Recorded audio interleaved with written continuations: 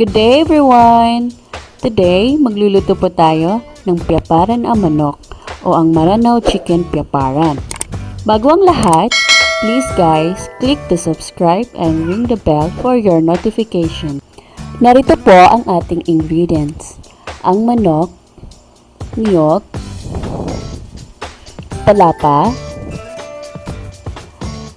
onion, garlic, ginger, red bell pepper,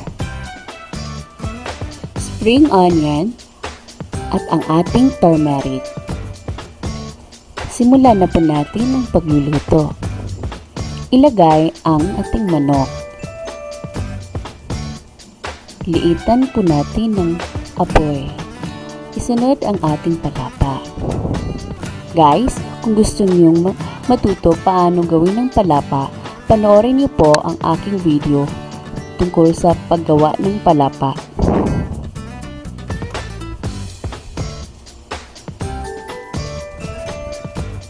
Haluin lang po natin. Isunod agad ang ginger. Sunod na rin ang garlic at ang ating onion.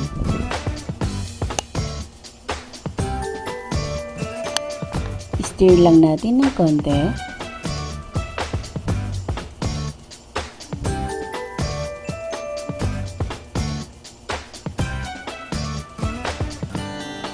Ilagay na rin natin ang ating turmeric o ang turmeric powder.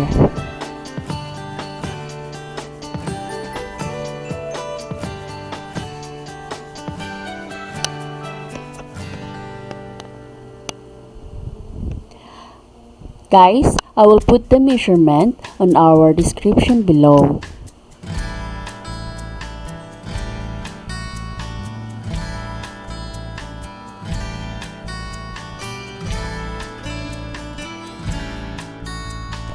Lagyan po natin ng niyog na linagyan ng tubig at pigain po natin ito.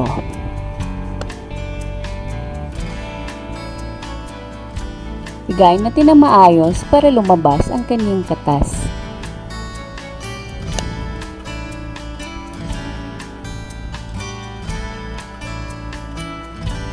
Guys, nakapatay po ang apoy nito.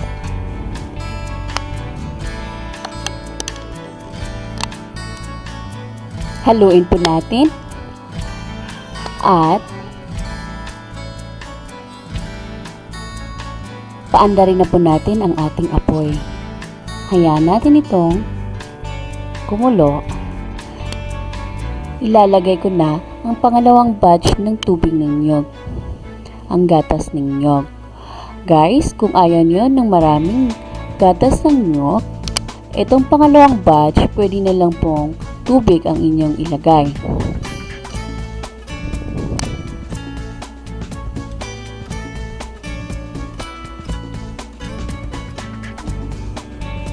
Haluin natin ng konti.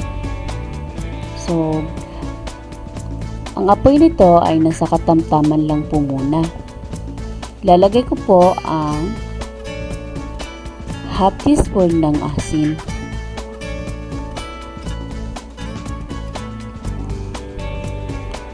So, sa lagay na ito, pakukuluan pa natin ang ating sinabawan na manok.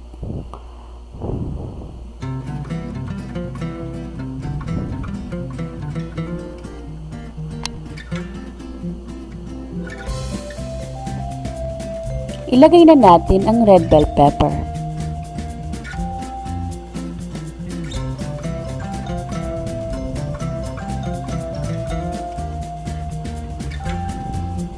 Guys, optional po, sa sabaw ng manok, pwede natin lagyan ng sayote. Pwede rin pong cabbage. So, after po natin pakuluan ng mga 10 minutes, luto na yung manok.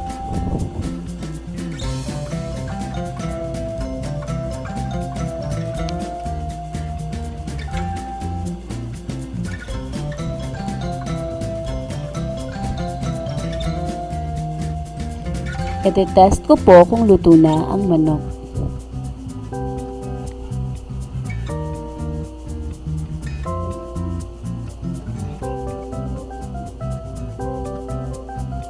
So, luto na ang manok.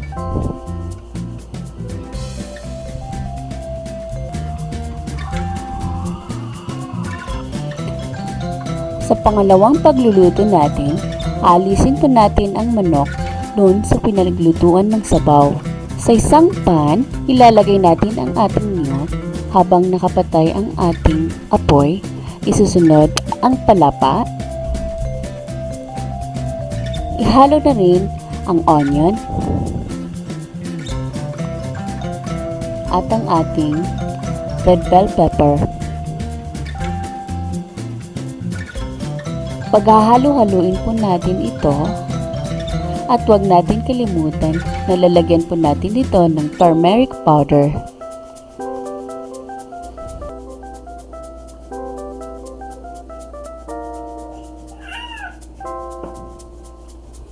Haluin po natin ng maayos at iluto po natin ito.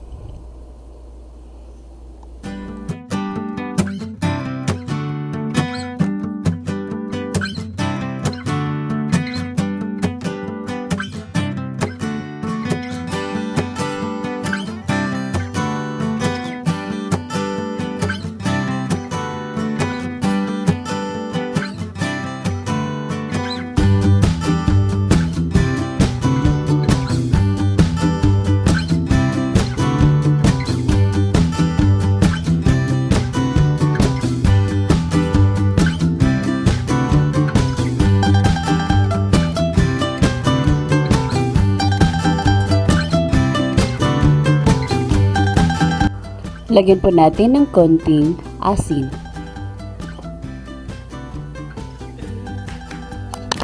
Haluin natin ng maayos hanggang sa bumango ang ating piyaparan.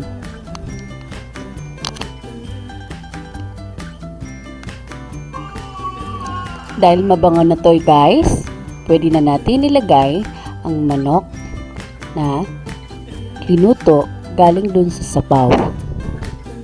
Isa-isahin natin ilagay at saka ihalo natin ito.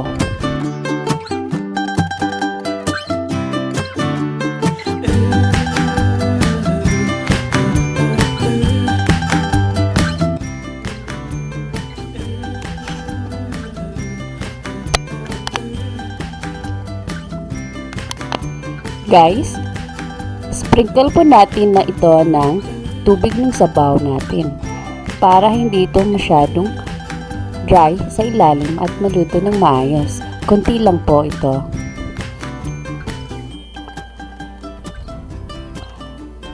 Haluin na natin.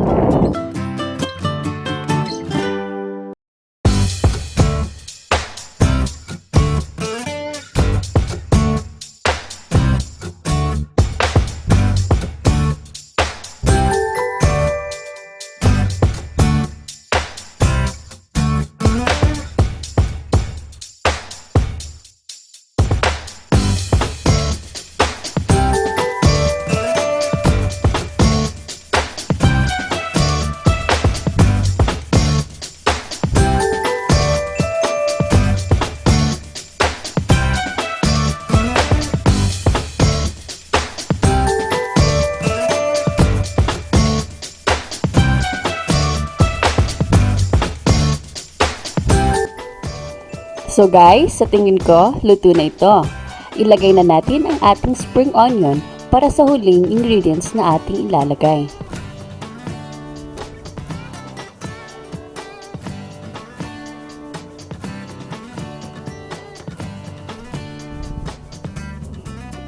Guys, I hope you liked the video. Please subscribe, ring the bell, like, and share it also on your friends. Thank you so much.